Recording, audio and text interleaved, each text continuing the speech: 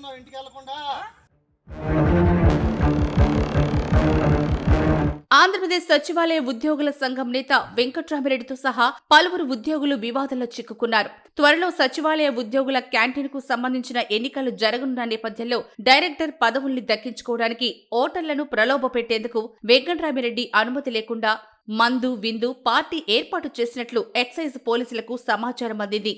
గుంటూరు జిల్లా తాడేపల్లి పరిధిలోని కొండ పావులూరి గార్డెన్లో ఏర్పాటు చేసిన ఈ పార్టీపై అర్ధరాత్రి సమయంలో సుమారు 50 మంది పోలీసులు దాడి చేశారు.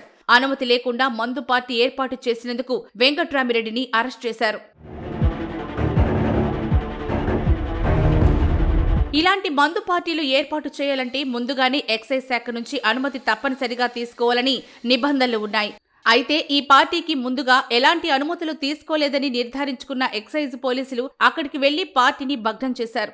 పార్టీలో 5 మందు బాటిళ్లు లభ్యం కావడంతో నిబంధనలకు విరుద్ధమని భావించిన పోలీసులు వెంకట్రామిరెడ్డితో సహా పలువురు ఉద్యోగులను అదుపులోకి తీసుకున్నారు.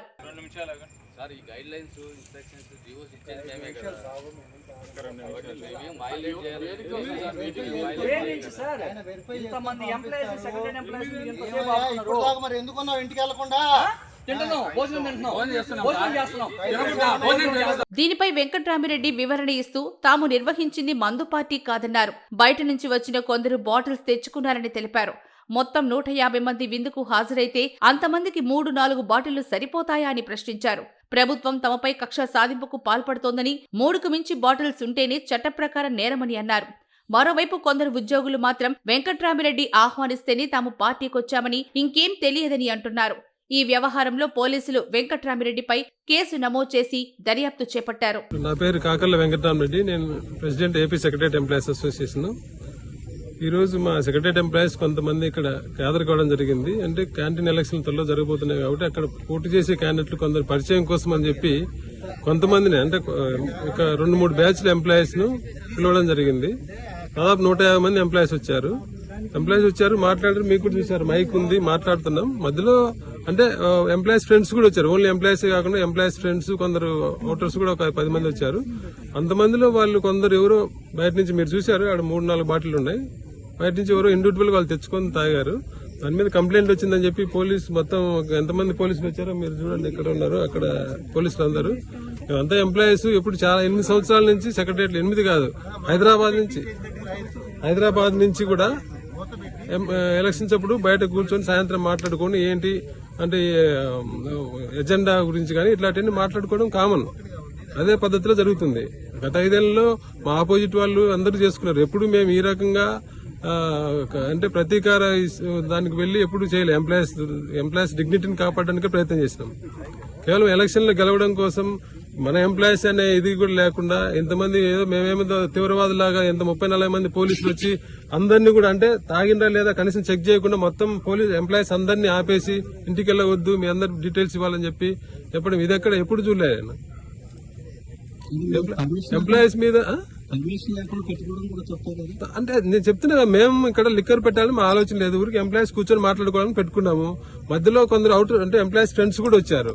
ఒకరిద్దరు ఎవరో తెచ్చుకున్నారు. మీరు 150 మందికి 5 బాటిల్ 4 బాటిల్ 3 బాటిల్ ఉన్నాయి. అక్కడ 2 బీర్లు 3 బాటిల్ 150 మందికి ఆ బాటిల్ సరిపోతాయి. మేము మందు పార్టీ పెట్టాలంటే ఎవరు ఇంట్రెస్ట్ ఉండే వాళ్ళు తెచ్చుకున్నారు. ఎంప్లాయీస్ కానీ అవుటర్స్ ఫ్రెండ్స్ కూడా వచ్చారు. ఎవరు ఒకరిద్దరు తెచ్చుకున్నారు. అదే అంటే ఇప్పుడు ఎలక్షన్ లాగా చూడాలి కానీ భయపెట్టి ఏదో మాకు అనుకూలమైన ప్రభుత్వం ఉంది అవతల వాళ్ళని భయపెట్టి ఎలక్షన్ గెలవాలనుకుంటే అది కరెక్ట్ కాదు. ప్రభుత్వం కూడా ఇట్లాంటి వాటిల్లో ఎంత ఎంప్లాయీస్ మీద ఎంత ప్రతీకారంగా వెళ్ళడం కూడా కరెక్ట్ కాదు. మేము అక్కడికి వాళ్ళని చెప్పాము, సరే మేము ఆర్గనైజ్ చేస్తున్నాము, మమ్మల్ని ఉంచండి, మిగతా వాళ్ళందరినీ పంపించండి. లేదు, ఇప్పుడు ఎంత టైం చూడండి మీరు, ఎంత టైం 11 కావస్తుంది. 11 గంటల వరకు ఎంప్లాయీస్ అందరూ ఏదో తీవ్రవాదులాగా వాళ్ళందరినీ ఇంటికి వెళ్లకుండా ఆపి ఇది ఎక్కడన్నా ఉందా? ఇది పోనీ మేము తప్పు ఉంది కేసు పెట్టంటే ఆర్గనైజేషన్ మేము రెస్పాన్సిబుల్ తీసుకుంటామని చెప్తున్నాం కదా. అయినా ఎంప్లాయీస్ అందరూ కూడా గెజిటెడ్ ఆఫీసర్స్ అందరూ ఉన్నారు, వాళ్ళని తీయద్దండి. అందరూ డిగ్నిఫైడ్ ఆఫీసర్సే కదా. పోనీ వాళ్ళందరూ తాగినట్టే బ్రీత్ ఎన్ లెదర్ పెట్టుకోండి అని చెప్తాము, తాగిన చెక్ చేయండి అని. అది కూడా లేకుండా ఎంప్లాయీస్ అందరినీ ఇంత ఎంప్లాయీస్ మీద ఎంత కక్ష సాధింపు కరెక్ట్ కాదు. అది దీనికి ఎవరైతే బాధ్యులో వాళ్ళ మీద చర్యలు తీసుకోవాలని కూడా మేము ప్రభుత్వాన్ని కోరుతున్నాం. ఏపీ సచివాలయం క్యాంటీన్ ఎన్నికలకు సంబంధించి మొత్తం 10 డైరెక్టర్ పదవులు ఉండగా 28 మంది పోటీ పడుతున్నారు. వెంకట్రామిరెడ్డి వర్గం నుంచి 11 మంది పోటీ చేస్తున్నారు. ప్రస్తుతం వెంకట్రామిరెడ్డి సస్పెన్షన్లో ఉన్నారు. సార్వత్రిక ఎన్నికల సమయంలో ఓ పార్టీ తరపున ప్రచారం చేశారనే ఆరోపణలతో ప్రభుత్వం ఆయన్ని సస్పెండ్ చేశారు. ఈ క్రమంలోనే క్యాంటీన్ ఎన్నికల కోసం ఇలా మందు పార్టీ ఏర్పాటు చేయడం చర్చనీయాంశమైంది. వెంకట్రామిరెడ్డి ప్రస్తుతం సచివాలయంలోకి అడుగుపెట్టేందుకు వీలు లేకపోవడంతో ఉద్యోగుల్ని ప్రభావితం చేసేందుకే మందు పార్టీ ఏర్పాటు చేసినట్లుగా ఆరోపణలు వినిపిస్తున్నాయి.